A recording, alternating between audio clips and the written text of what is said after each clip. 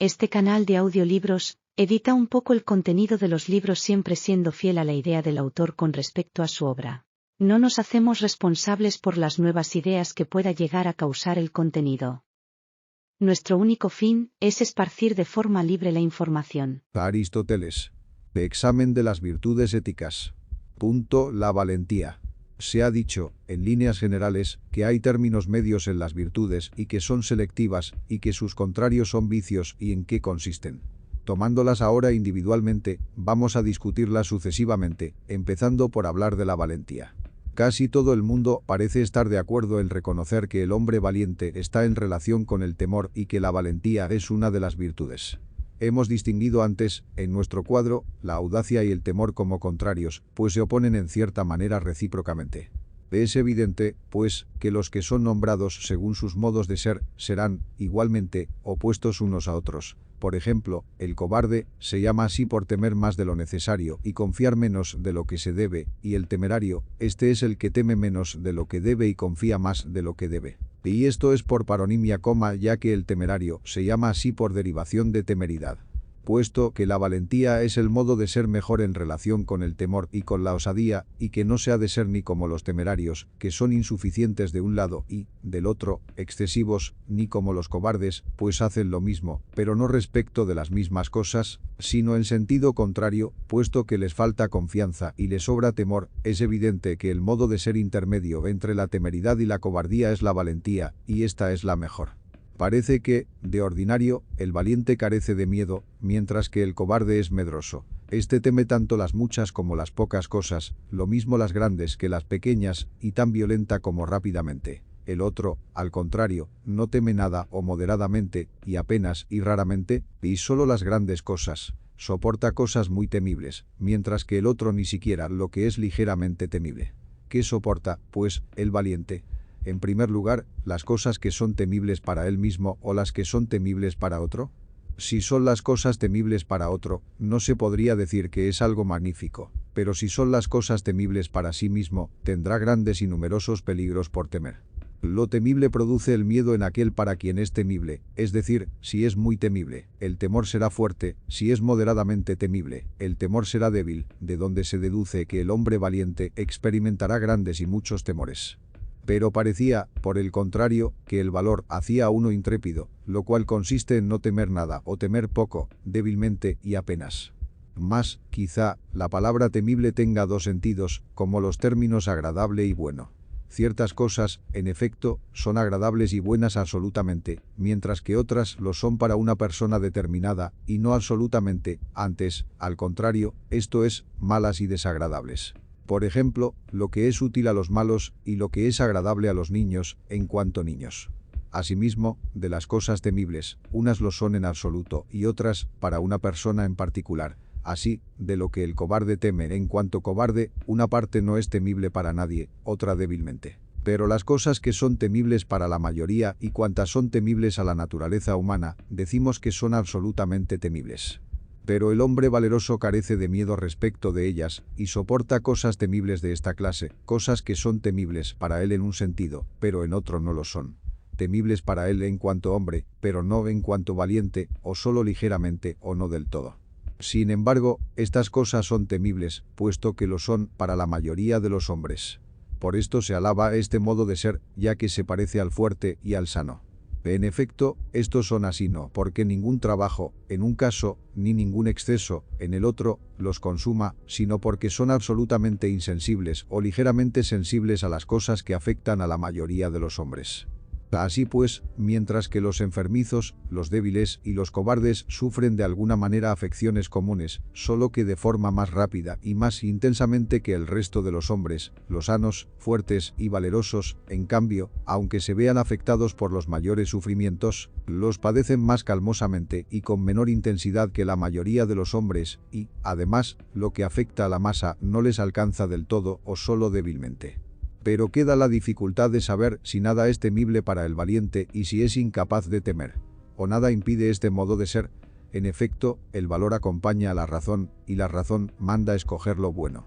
Por esto, el que no soporta las cosas temibles por este motivo, o bien está fuera de sí, o es temerario. pero solamente carece de miedo, y es valeroso el que obra por causa de lo bueno.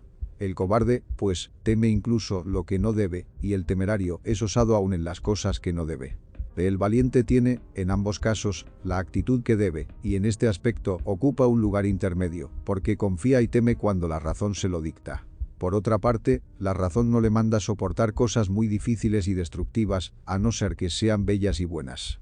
Así pues, el temerario, aun cuando la razón no lo mande, confía frente a los peligros, pero el cobarde no, incluso si la razón se lo manda. Solo el valiente está confiado, si lo manda la razón. Hay 5 clases de valor, llamadas así por semejanza, pues soportan los mismos peligros, pero no por las mismas razones. Una de estas es el valor cívico, que se debe al sentimiento de vergüenza. La segunda es el valor militar. Este se debe a la experiencia y al hecho de conocer, no, como dijo Sócrates, lo peligroso, sino los recursos que tendrá en el peligro. La tercera es el valor debido a la inexperiencia y a la ignorancia, que hace que los locos soporten lo que les sobreviene y que los niños cojan serpientes en sus manos. Otra clase de valor es debida a la esperanza, la cual hace que los afortunados soporten, muchas veces, los peligros y también los ebrios, pues el vino los hace esperanzados. Otra clase es debida a una pasión irracional, como el amor y el arrebato. Pues el que ama es más audaz que cobarde y soporta muchos peligros, como el que mató al tirano de Metaponte y como el héroe cuyas hazañas en Creta cuenta la mitología. Igualmente ocurre con la ira y el arrebato, pues ésta saca de quicio. Por eso, los jabalíes parecen valerosos, no siéndolo, ya que ellos son tales cuando están fuera de sí, pero si no, son imprevisibles como los temerarios. Sin embargo, el valor del arrebato es el más natural, pues el arrebato es invencible, y, por esto, los jóvenes son los mejores luchadores. En cambio, el valor cívico se debe a la ley. Con todo, ninguno de ellos es verdadero valor, aun cuando todos son útiles para las exhortaciones en los peligros. Hasta aquí hemos hablado, en términos generales, de las cosas temibles, pero será mejor hacer nuevas distinciones. Pues bien, globalmente, las cosas llamadas temibles son las que causan temor, y estas son las que parecen producir un sufrimiento destructivo. En efecto, las personas que esperan alguna otra clase de dolor experimentarán, quizá, un dolor y un sentimiento diferentes, pero no será temor. Por ejemplo, un hombre que piense que sufrirá la pena que sufren los celosos, los envidiosos o los que son víctima de la vergüenza. Pero el temor solamente surge frente a los dolores que nos parecen capaces por naturaleza de destruir la vida. Por eso, ciertos hombres muy blandos son en algunos casos valientes, y otros, firmes y sufridos, son cobardes. Y, ciertamente, también es propio del valor, según se cree, comportarse de una cierta manera ante la muerte y el dolor que la acompaña. Pues si un hombre es capaz de soportar racionalmente el calor y el frío, y otros padecimientos de este tipo que no son peligrosos, pero frente a la muerte se muestra blando y lleno de miedo, no por ningún otro sentimiento, sino por la misma destrucción, mientras que otro es débil frente a estos padecimientos, pero impasible ante la muerte, se tendrá al primero por cobarde, y al último, por valiente. Porque hablamos de peligro solamente en el caso de los acontecimientos temibles que nos acercan a lo que causa una destrucción de este tipo, y el peligro aparece cuando se ve cerca la muerte. Las cosas temibles, pues, respecto de las cuales decimos que un hombre es valiente son, hemos dicho ya, las que se manifiestan capaces de causar un dolor destructivo, suponiendo que éste aparezca cerca y no lejos, y sea o parezca ser de una magnitud proporcionada al ser humano. Porque hay cosas que, necesariamente, tienen que parecer temibles a todo hombre y trastornarlo, ya que nada impide que, así como el calor, el frío y algunas otras fuerzas estén por encima de nosotros y de las disposiciones del cuerpo humano, así también lo estén algunos sufrimientos del alma. Así pues, los cobardes y los temerarios son engañados por sus modos de ser. El cobarde, porque cree temible lo que no lo es y muy temible lo que lo es poco. El temerario, por el contrario, porque lo temible parece inspirarle confianza, y lo muy temible le parece poco. En cambio, al valiente las cosas le aparecen en su entera verdad. Por eso, no es valiente el hombre que soporta las cosas temibles por ignorancia, por ejemplo, si alguien quiere soportar los rayos, por ignorancia, ni tampoco aquel que, conociendo la magnitud del peligro, lo hace por arrebato, como los celtas, que, después de haber tomado las armas, avanzan contra las olas. Y, en general, el valor de los bárbaros va acompañado de arrebato. A veces se soportan también los peligros a causa de otros placeres, ya que la ira procura un cierto placer al ir unida a la esperanza de la venganza. Sin embargo, si, a causa de este placer o de otro, alguien soporta la muerte, o para huir de dolores mayores, nadie justamente le dirá valiente. Pues, si el morir fuera agradable, a menudo por incontinencia morirían los desenfrenados, como ocurre ahora cuando, aunque la muerte en sí misma no sea agradable, lo son las cosas que la causan, y muchos hombres por incontinencia se precipitan a sabiendas hacia ella. Ninguno de ellos, sin embargo, sería considerado valiente, incluso si estaba perfectamente dispuesto a morir. Y ninguno de los que huyen del sufrimiento, como muchos lo hacen, es valiente, como dice Agatón. De entre los mortales, los pusilánimes, vencidos por el sufrimiento, desean la muerte. Así, también, los poetas en sus fábulas cuentan que Quirón, a pesar de ser inmortal, imploró morir a causa del dolor de sus heridas. Se puede decir casi lo mismo de todos cuantos por experiencia soportan los peligros. Es, sin duda, de esta manera como lo hacen la mayoría de los soldados. Pues sucede lo contrario de lo que pensaba Sócrates cuando afirmaba que el valor era una ciencia. Ya que no es por conocer los peligros por lo que son osados los marinos que saben cómo mantenerse a flote, sino porque conocen los recursos de que disponen en los peligros. Tampoco el valor consiste en combatir con una audacia extraordinaria, pues entonces la fuerza y la riqueza constituirían el valor, como dice Teognis. Porque todo hombre queda domado por la pobreza. Manifiestamente, con todo, algunos, a pesar de ser cobardes, hacen frente a la situación por experiencia, y esto porque creen que no hay peligro, ya que conocen los auxilios. Una prueba de ello es que, cuando creen que no tienen auxilio, sino que el peligro es ya inminente, no resisten. Pero, entre todos estos motivos, los hombres que por vergüenza resisten parecen sobre todo valientes, como nos dice Homero de Héctor, que hizo frente al peligro ante Aquiles. Y la vergüenza se apoderó de Héctor. Y Polidamante será el primero en abrumarme de injurias. Y este es el valor cívico. Sin embargo, el verdadero valor no es este ni ninguno de los otros, aunque se parezca a ellos, como el valor de los animales salvajes, que por impulso se precipitan hacia los golpes.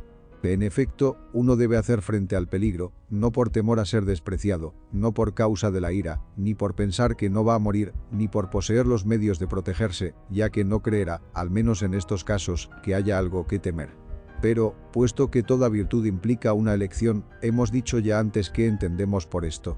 La virtud hace que se elija todo con vistas a algo, que es el fin, y esto es lo bueno. Es evidente que, siendo el valor una virtud, hará que el hombre soporte las cosas temibles por algún fin, de tal manera que no es por ignorancia, ya que, más bien, hace juzgar rectamente, ni por placer, sino porque es bueno, pues en el caso de que no sea bueno sino insensato, no lo soportará, porque sería vergonzoso.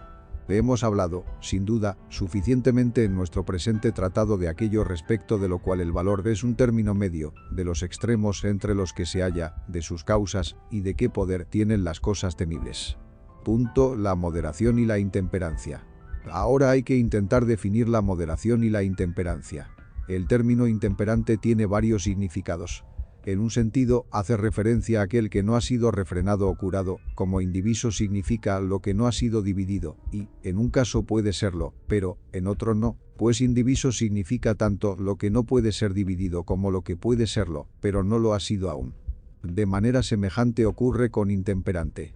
Pues lo es no solo el que por naturaleza es incapaz de ser refrenado, sino también el que, siendo naturalmente susceptible de serlo, no ha sido todavía refrenado en cuanto a los errores respecto de los cuales el moderado obra con rectitud, tal como ocurre con los niños. Se les llama intemperantes en este sentido. En cambio, son intemperantes, en otro sentido, los difíciles de curar o del todo incurables por medio de la corrección. Aunque la palabra intemperancia tiene varios significados, es evidente que está en relación con determinados placeres y dolores, y que, por el hecho de estar dispuestas las personas de tal o cual manera respecto de ellos, difieren entre sí y de los demás caracteres viciosos. Anteriormente hemos mostrado ya, de manera esquemática, cómo aplicáis análogamente el término intemperancia. Pues a los que, por causa de su insensibilidad, se muestran firmes ante estos placeres se les llama insensibles u otros nombres semejantes. Sin embargo, esta disposición no es del todo conocida y extendida, ya que todos yerran, más bien, en el otro sentido, y es innato en todos dejarse vencer por tales placeres y ser sensibles a ellos. Son, especialmente, de esta clase de tipos rústicos que nos presentan los autores de comedias, que no se acercan a los placeres, ni siquiera a los moderados y necesarios. Puesto que el moderado se manifiesta en relación con los placeres, es necesario que también esté relacionado con ciertos apetitos, que es preciso identificar. El hombre moderado, en efecto, es moderado no acerca de todos los apetitos, ni de todas las cosas agradables, sino, al parecer, en lo que respecta a los objetos de dos de los sentidos, el gusto y el tacto, y, a decir verdad, solo de los del tacto. Pues el hombre moderado no está vinculado al placer de las cosas bellas mediante la vista, salvo en el apetito sexual, ni al dolor causado por las cosas vergonzosas. Su moderación está en relación con el placer o el dolor de los sonidos armoniosos o discordantes transmitidos por medio del oído, ni tampoco con el placer o el dolor del olfato que proceden de los olores buenos o malos. Nadie, en efecto, es tratado como intemperante por experimentar o no estas sensaciones. Por ejemplo, si alguien, contemplando una estatua, un caballo o un hombre bello, u oyendo cantar, no desea ni comer, ni beber, ni entregarse a los placeres del amor, sino que solamente desea contemplar las cosas bellas u oír a los que cantan, no podría ser considerado intemperante, como tampoco los seducidos por las sirenas. La moderación y la intemperancia se refieren a estas dos clases de objetos sensibles, respecto de las cuales solo los animales son también sensibles y experimentan placer y dolor, es decir, las de los objetos del gusto y del tacto.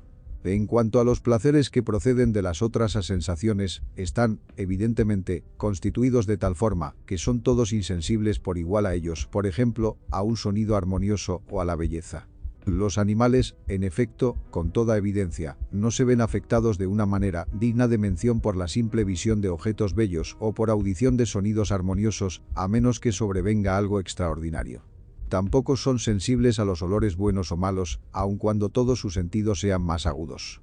Ellos gozan, es verdad, con ciertos olores, pero accidentalmente y no por sí mismos. Entiendo por sí mismos los olores con los que gozamos sin esperarlos o recordarlos, por ejemplo, los placeres causados por los olores de las cosas de comer y beber, pues gozamos de estos olores, gracias a otro placer, el de comer y beber. Los olores agradables por sí mismos son, por ejemplo, los de las flores.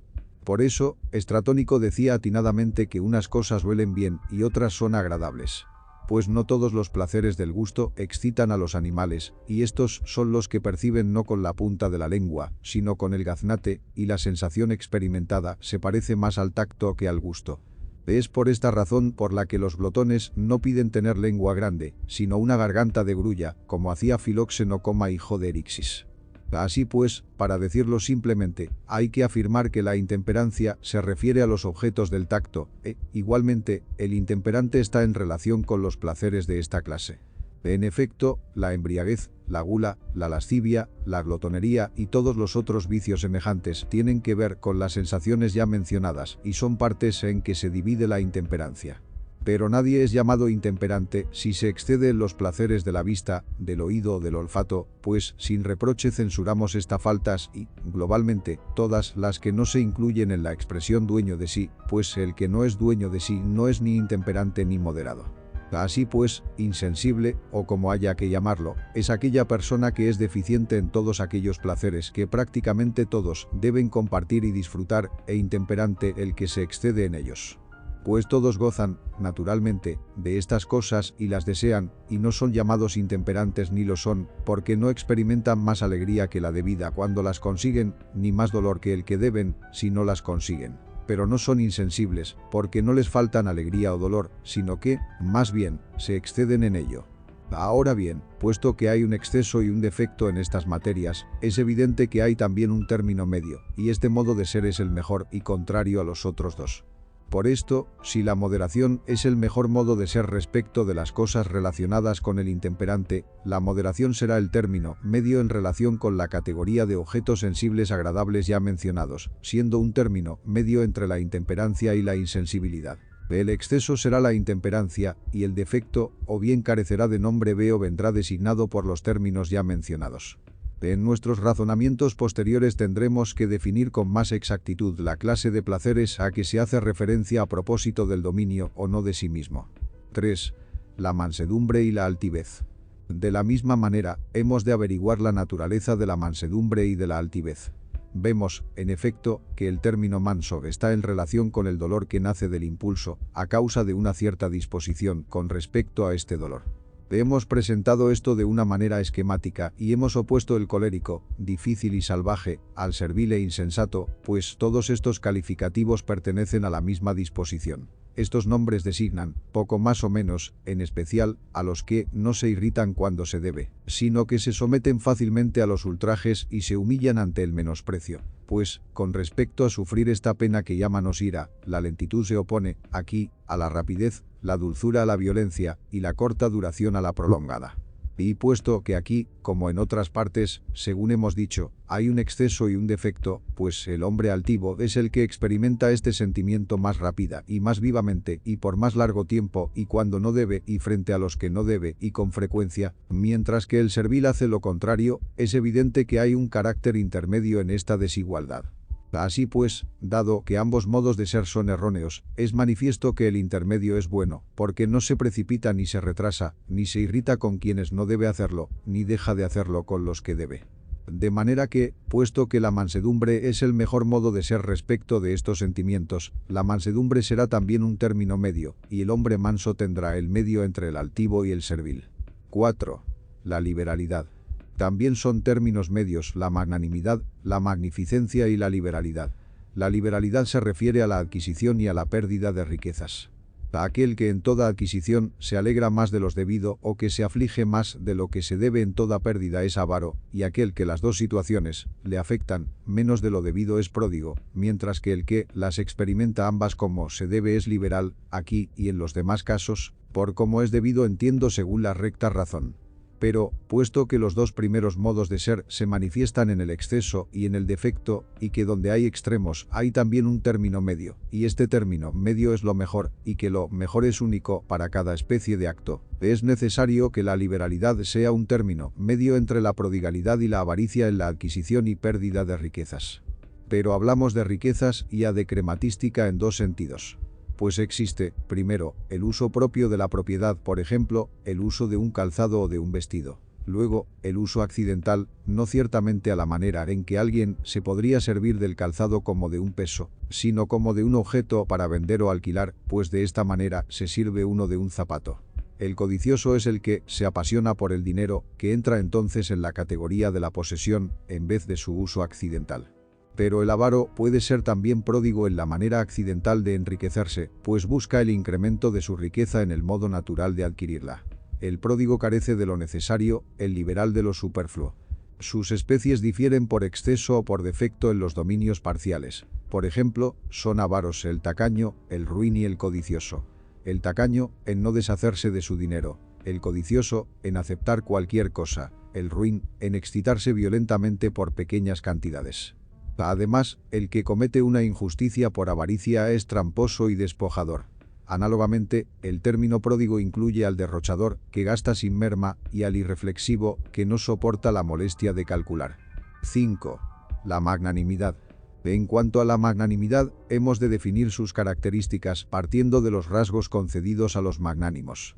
En efecto, igual que en el caso de otras cosas que, debido a su proximidad y semejanza hasta un cierto punto, escapan a la atención cuando lo sobrepasan, así también ocurre con la magnanimidad. Por eso, los caracteres contrarios reivindican, a veces, la correspondiente cualidad. Por ejemplo, el pródigo la del liberal, el arrogante la del noble, el temerario la del valiente, pues se interesan por las mismas cosas y, hasta un cierto punto, son limítrofes. Así, el valiente soporta los peligros y también el temerario, pero de manera diferente, y esta diferencia es muy grande. Designamos, pues, al magnánimo, según el sentido de la palabra, por una cierta grandeza y poder del alma. De suerte que parece asemejarse al hombre grave y magnífico, ya que la magnanimidad acompaña, evidentemente, a todas las virtudes, y juzgar correctamente los bienes grandes o pequeños es digno de elogio. Y parecen grandes aquellos bienes que persigue el poseedor del mejor modo de ser con respecto a tales placeres. Pero la magnanimidad es el mejor modo de ser, y cada virtud juzga rectamente el más y el menos en su dominio, precisamente como lo mandarían el sabio y la virtud, de manera que todas las virtudes acompañan a la magnanimidad o bien ella las acompaña a todas. Otro rasgo, además, del magnánimo es que parece ser desdeñoso. En efecto, toda virtud hace a los hombres desdeñosos frente a las grandezas contrarias a la razón. Por ejemplo, el valeroso, frente a los peligros, pues piensa que considerar peligrosa una cosa grande es vergonzoso, y que la cantidad no siempre es temible. El moderado, frente a los placeres grandes y numerosos. El liberal, frente a las riquezas.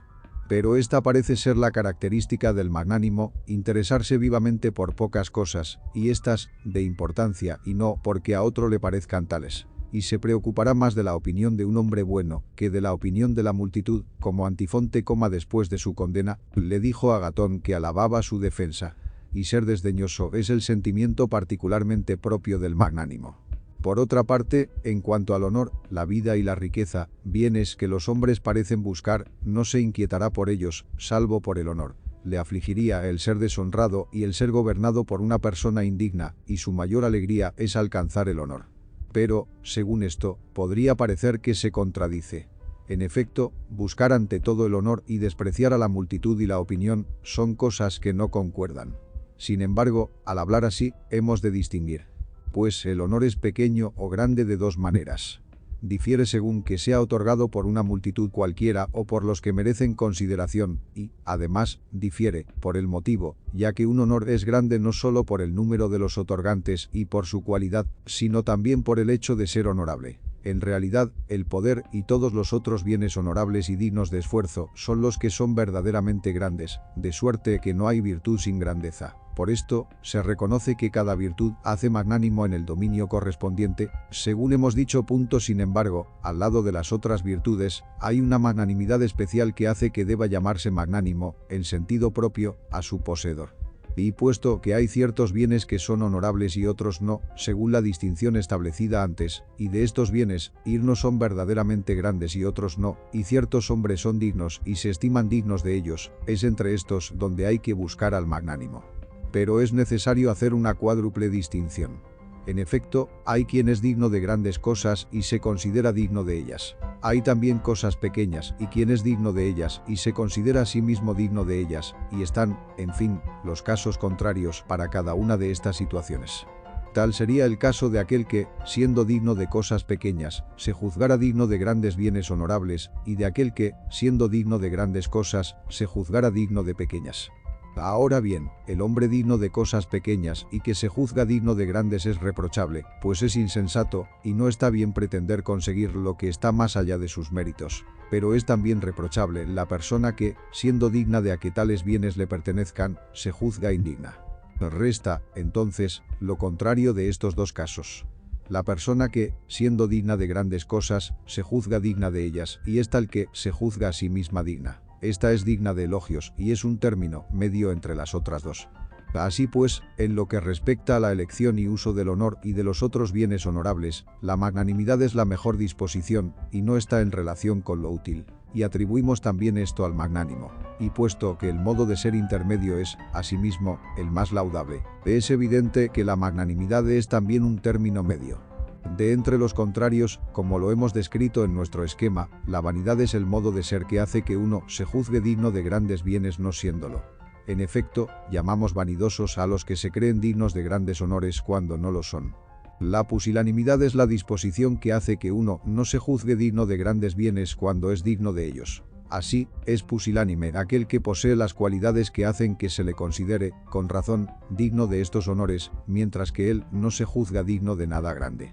Por consiguiente, la magnanimidad es, necesariamente, un término medio entre la vanidad y la pusilanimidad. El cuarto tipo de hombre que hemos distinguido no es del todo reprochable, ni tampoco magnánimo, ya que no tiene que ver con nada grande. En efecto, este hombre no es ni se cree digno de grandes cosas, y así no es lo contrario del magnánimo. Ciertamente juzgarse digno de pequeñas cosas y serlo puede parecer lo contrario de ser y juzgarse digno de grandes cosas. Pero no es su contrario ni siquiera por el hecho de ser censurable, ya que se comporta como ordena la razón, y es por naturaleza idéntico al magnánimo, ya que ambos se juzgan dignos de las cosas que los son. Y podría llegar a ser magnánimo, ya que se juzgará digno de aquello de lo que lo es. En cambio, el pusilánime no se juzga digno de grandes bienes honorables que, ocasionalmente, se le ofrecen. ¿Y qué haría si fuera digno de pequeños honores? Pues, o bien se creería engreídamente digno de grandes honores, o bien de honores aún menores. Por esto, nadie llamaría pusilánime a un meteco que se juzgara indigno de mandar y se sometiera a la autoridad, pero sí se consideraría tal al hombre de noble linaje que juzgara que el mandar es una gran cosa. 6. La magnificencia. También el hombre magnífico se relaciona no con cualquier acción y elección, sino con el gasto, salvo si hablamos de manera metafórica. Sin gastos, la magnificencia no existe, ya que es lo que corresponde a un ornato, y el ornato surge no de cualquier clase de gasto, sino de sobrepasar lo necesario. Aquel que escoge deliberadamente la grandeza correspondiente a un gasto grande y aspira a esta clase de término medio y con vistas a un tal placer, es magnífico, pero aquel que sobrepasa lo necesario y de manera discordante no tiene buen nombre. Sin embargo, no deja de tener cierta afinidad con aquellos a los que algunos llaman groseros y fastuosos. Por ejemplo, si una persona rica que va a gastar por la boda de un ser querido considera adecuado hacer solo los preparativos que corresponden a unos comensales sobrios, es mezquina. Pero aquel que recibe a sus huéspedes con un gran banquete, no para ganarse una reputación ni con vistas al poder, se parece a un fastuoso. Aquel que acoge según el mérito y como aconseja la razón, es magnífico, porque lo conveniente está de acuerdo con el mérito, y nada es conveniente más allá del mérito. Es necesario que lo conveniente esté de acuerdo con cada uno, es decir, con la persona que obra, con la que recibe y con la ocasión. Por ejemplo, lo que conviene a la boda de un siervo no es lo mismo que lo que conviene a la boda de un ser querido. Y está en función de uno mismo, si es una cantidad o una calidad adecuada. Por ejemplo, la gente creyó que la embajada que Temístocles había conducido a Olimpia no era adecuada a él a causa de sus antecedentes muy humildes, sino a Cimón. Sin embargo, el hombre indiferente en cuanto al mérito no se encuentra en ninguna de estas categorías. Lo mismo ocurre con respecto a la liberalidad. Uno puede no ser ni liberal ni avaro. 7. Otros modos de ser laudables o censurables. En general, todos los otros modos de ser éticos, laudables o censurables, son un exceso o un defecto o un término medio con respecto a una pasión. Por ejemplo, el envidioso y el malévolo. Pues, según la denominación respectiva, la envidia consiste en afligirse por los que son felices según sus méritos. Mientras que la pasión del malévolo carece en sí misma de nombre, pero, evidentemente, su poseedor se alegra de las desgracias inmerecidas. Y el término medio entre ellos es aquel que se indigna, lo que los antiguos llamaban justa indignación, es decir, entristecerse por las desgracias y prosperidades inmerecidas, pero alegrarse por las merecidas. Por esto, es por lo que se cree que la indignación es una divinidad.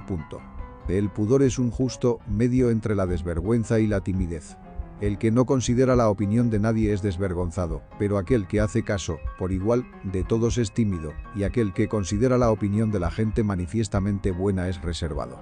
La amabilidad es un término medio entre el desabrimiento y la adulación. En efecto, aquel que se acomoda fácilmente a los deseos es adulador. Aquel que choca con todos es desabrido, y aquel que no se asocia ni se opone a cualquier placer, sino que cede en lo que parece ser lo mejor, es amable. La dignidad es un término medio entre la antipatía y la obsequiosidad. Aquel que vive despreciando a todos es antipático, el que en todo hace caso a los demás y es inferior a todo, es obsequioso. Pero aquel que actúa de esa manera en unos casos, pero en otros no, y respecto a las personas que lo merecen, es digno. El verídico y sencillo, a quien llaman sincero, es un término medio entre el disimulado y el fanfarrón. Aquel que, mintiendo y a sabiendas, dice las peores cosas sobre sí mismo es disimulado. Aquel que dice lo mejor, es jactancioso. El que habla de sí mismo tal como es verídico, y en frase de Homero, inspirado. En general, uno es amigo de la verdad y el otro de la mentira. La gracia es también un término medio, y el gracioso se encuentra entre el rudo e intratable y el bufón. En efecto, como en lo referente al alimento, el remilgado difiere del voraz en que uno no acepta nada o poco y difícilmente, mientras que el otro lo toma todo fácilmente, así también el rudo con relación al hombre vulgar y bufón. El primero no acepta nada risible o difícilmente, el otro todo, fácilmente y con gusto. Sin embargo, ni lo uno ni lo otro es lo correcto, sino que hay que aceptar unas cosas sí y otras no, y según la razón. Así lo hace el gracioso. La prueba de ello es la misma de siempre. En efecto, esta gracia, y no aquella a la que aplicamos el término metafóricamente, es el modo de ser más conveniente, y un modo de ser intermedio es laudable, pero los extremos son censurables. Pero puesto que hay dos clases de donaire, uno consiste en alegrarse de una broma incluso dirigida contra uno mismo, si es realmente graciosa, en lo cual entra también la burla, y el otro consiste en el poder inventar tales cosas, son diferentes uno de otra, pero ambos son términos medios. Pues el hombre que es capaz de inventar historias susceptibles de divertir a una persona de buen juicio, aun cuando la broma vaya dirigida contra ella misma, estará en un término medio entre el grosero y el indiferente. Esta norma es mejor que la que dice que la burla no sea causa de dolor para el que ha sido objeto de ella, quien quiera que sea, porque se debe, más bien, complacer al que está en un justo medio, y esta es la persona de buen juicio. Todos los modos de ser intermedios son laudables, pero no son virtudes, ni sus contrarios, vicios, porque no implican una elección. Y todos ellos se encuentran en las divisiones de las pasiones, pues cada una es una pasión. Pero, puesto que son naturales, contribuyen a las virtudes naturales, pues de hecho cada virtud, como se dirá más adelante, existe de una manera natural y de otra manera, cuando se acompaña de prudencia. Así, la envidia contribuye a la injusticia, ya que las acciones que surgen de ella afectan a otro, y la justa indignación a la justicia, y el pudor a la moderación, por ello, se califica también la moderación en este género. Pero el hombre verídico y el mentiroso son, respectivamente, sensato e insensato. Por otra parte, el término medio es más contrario a los extremos que cada uno de ellos entre sí, porque el término medio no acompaña ni a uno ni a otro, y los extremos aparecen a menudo juntos, y a veces los mismos hombres son valientes y cobardes, pródigos en ciertas cosas y tacaños en otras, y en general inconstantes en el mal sentido. Porque cuando son con razón inconstantes, surgen los términos medios, ya que el término medio se encuentra, en cierto modo, en los extremos. Las cualidades de los contrarios no parecen pertenecer ambas, igualmente, a los extremos en sus relaciones con el término medio, sino que se dan, unas veces por exceso y otras por defecto. Las causas son las dos primeras razones mencionadas, es decir, la rareza, por ejemplo, de aquellos que son insensibles a los placeres, y el hecho de que el error a que estamos más inclinados parece ser más contrario al término medio. Y en tercer lugar, que el extremo que más se asemeja al término medio parece menos contrario a él. Por ejemplo, como sucede con la temeridad respecto de la valentía y con la prodigalidad respecto de la liberalidad. Así pues, hemos hablado ya suficientemente de las otras virtudes dignas de elogio. Ahora hemos de hablar de la justicia. 59 de esta figura nos da el propio autor la definición en las categorías abrir paréntesis a cerrar paréntesis. Se llaman parónimas todas las cosas que reciben su denominación a partir de algo, con una diferencia en la inflexión, vgr. El gramático a partir de la gramática y el valiente a partir de la valentía, trad. M. Candel. 60 en el Protágoras abrir paréntesis de 61 citados, por vez primera, por Jenofonte, Helénica séptima cerrar paréntesis como formando parte del ejército de Dionisio de Siracusa, aliado de Esparta en su lucha contra Atenas y Corinto, en el año AC. 62 n au c k f r. Agatón, poeta trágico ateniense, aparece también citado por Platón en el banquete. 63 Centauro sabio de Tesalia, preceptor de Aquiles según el mito. Herido, accidentalmente, por una saeta envenenada de Heracles, transfirió su inmortalidad a Prometeo. 64 Teognis. 65 El primer verso no se encuentra en nuestras ediciones de Homero y el segundo es de la Ilíada, 22 cerrar paréntesis. 66 Músico contemporáneo abrir paréntesis, AC. 67 Personaje de la comedia antigua y conocido, por tanto, de los lectores. 68 El más antiguo de los oradores citados en el canon ático. Por haber colaborado en la Revolución de los 400 fue condenado a muerte. Este discurso a que se refiere Aristóteles fue pronunciado en el año AC, cf. Tucídides, octavo punto. 69 Distingue, pues, Aristóteles un honor grande y un honor pequeño. Es grande el honor cuando es tributado por hombres de bien y por causa de la virtud. Es pequeño cuando procede de hombres cualesquiera y por motivos baladíes. 70 En el texto agatodaimonistás, es decir, bebedores que solo beben por el agatos daim, el buen genio al que se brindaba al fin del banquete y principios del simposio. 71 La gente echó en cara a Temístocles, cf. Plutarco, vida de Temístocles cerrar paréntesis la magnificencia desplegada en el peregrinaje oficial a los Juegos Olímpicos. Gracias por ver el vídeo, deja tu like, suscríbete y síguenos en nuestras redes sociales, están en la descripción.